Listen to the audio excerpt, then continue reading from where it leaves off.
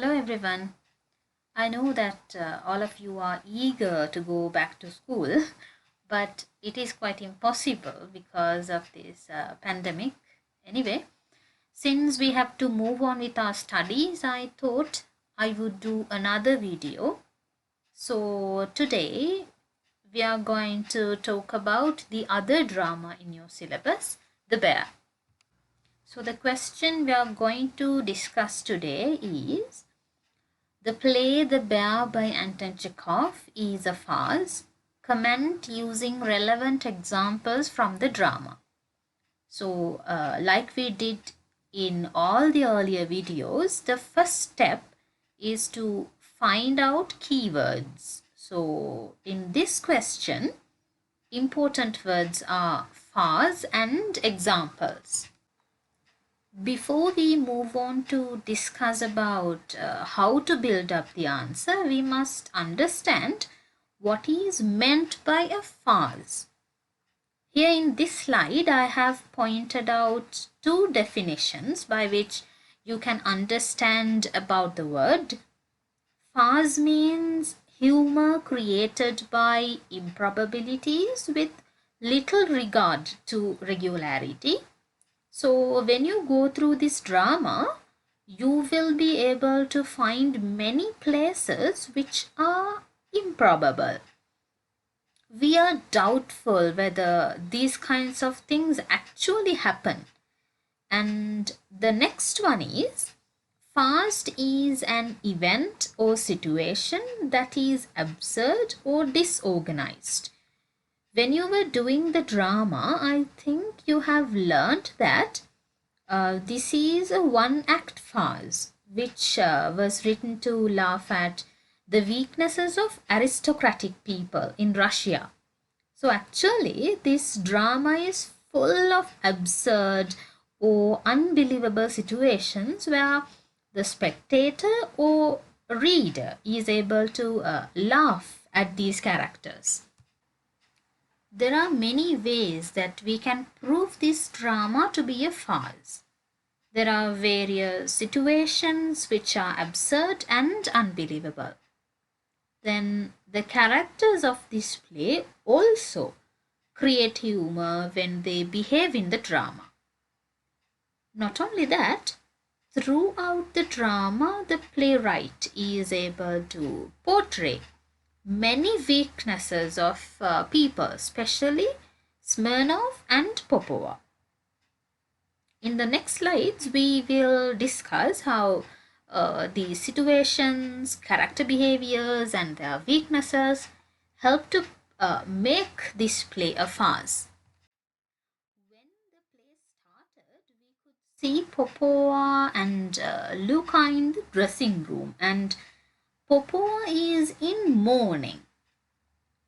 From the dialogue, we learn that Popova's husband died almost 7 months ago, and she has been mourning since then, wearing weeds. Here we can see Popova as a very emotional person. Apart from that, this situation is quite unbelievable because it is quite improbable for anyone to stay in for 7 months without going out. So here we can see a farcical element. The other humorous situation in this scene is, though Popova is mourning for her husband's death, she actually accuses him for being unfaithful to her and for being cruel to her. Here the reader and spectator can see that there is no genuine love in Popova's heart. She is only pretending to herself and the rest of the world that she is a virtuous and loving wife. Not only that, we can see Popova is in competition with her husband. Since her husband did not love her, she wants to prove that her love is better than his. When she tells Luca Let his ghost see how well I love him. We can laugh at Popova for being pretentious and oversensitive. So, in this scene, we can see how the behavior of Popova has helped to make the drama a farce or a humorous one. Next, Smirnov enters the play, introducing him to be a rude, aggressive, dominant, and bear-like man. The situation where he enters without permission creates humor. Though Luca tries to keep him out, Smirnov pushes himself right into the house. This impolite, vulgar behavior of Smirnov helps the play to be a farce because it is very rarely that a person behaves in this manner. Smirnov's ill-mannered behavior is further heightened when he blames Luka, the old footman of Popova. He uses very insulting words to talk to this servant.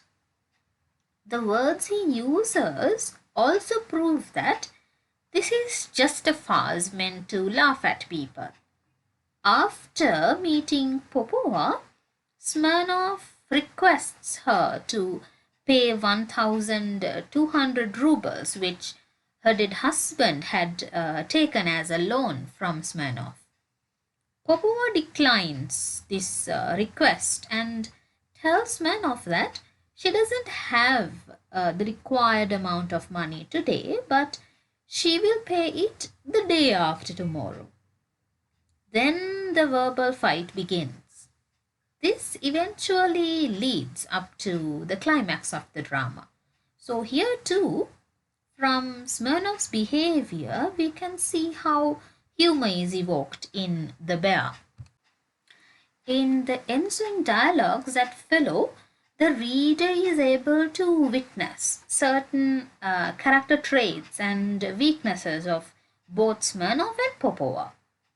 As we discussed earlier, these characteristics and weaknesses in these characters make this drama a farce.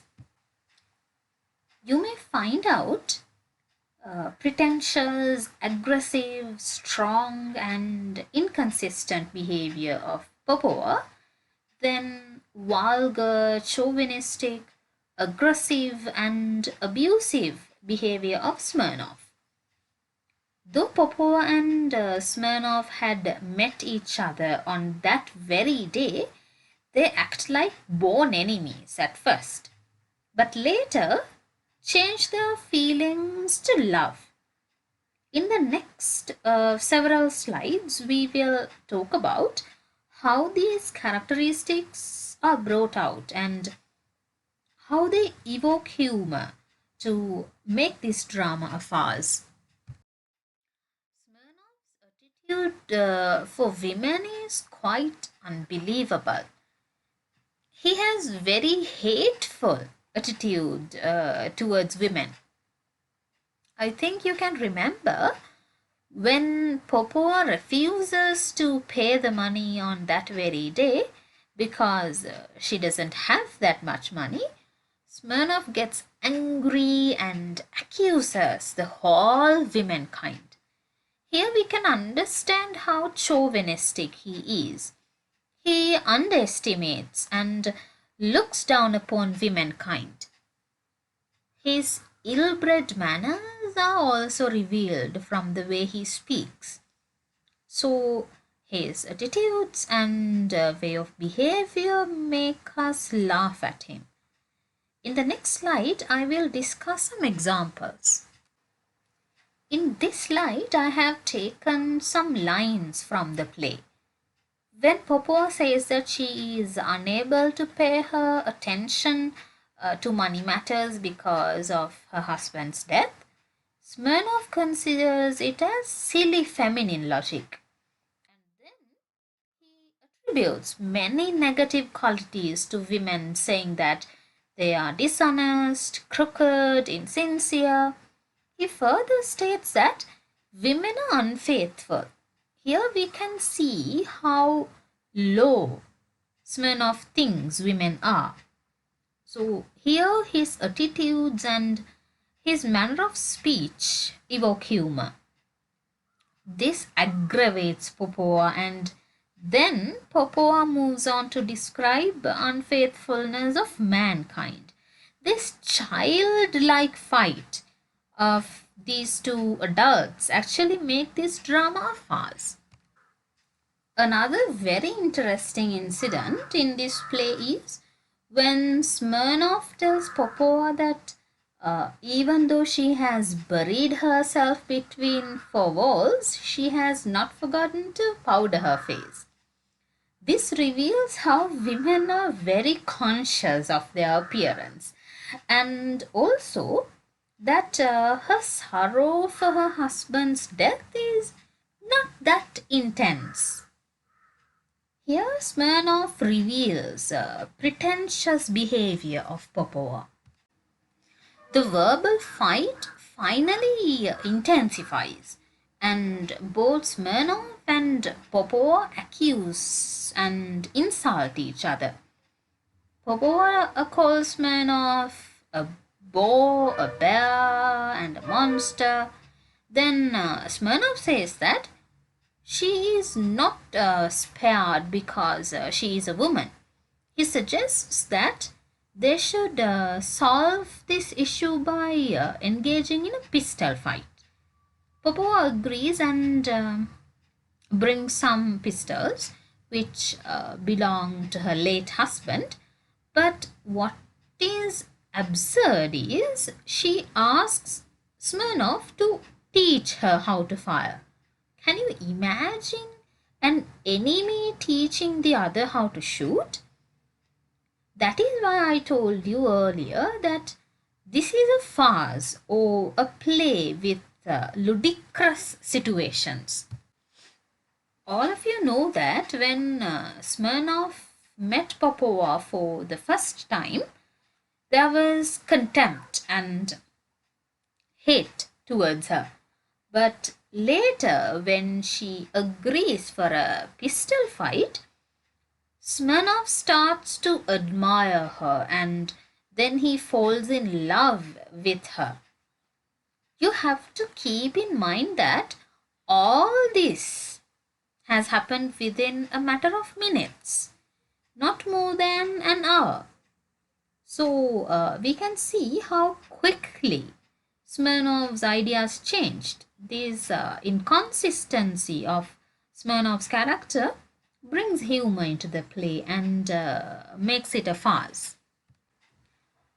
Another unbelievable and absurd situation in this drama is the marriage proposal made by Smirnov to Popova. He says, I'm a landowner of respectable character, have an income of 10,000 a year, I can put a bullet through a coin tossed into the air as it comes down, I own some fine horses, will you be my wife? What kind of a proposal is that? I don't think that anyone should make that sort of proposals. This is very funny actually. Here, what we can understand is that the writer wanted to laugh at the arrogance and vanity of aristocratic people in those times. There is no mention about love or care. He only talks about his wealth and physical abilities, which is very humorous. After the proposal of Smirnov, Popova refuses it. But he insists, saying that he is in love like a boy or a puppy. Earlier, Bear has turned into a puppy.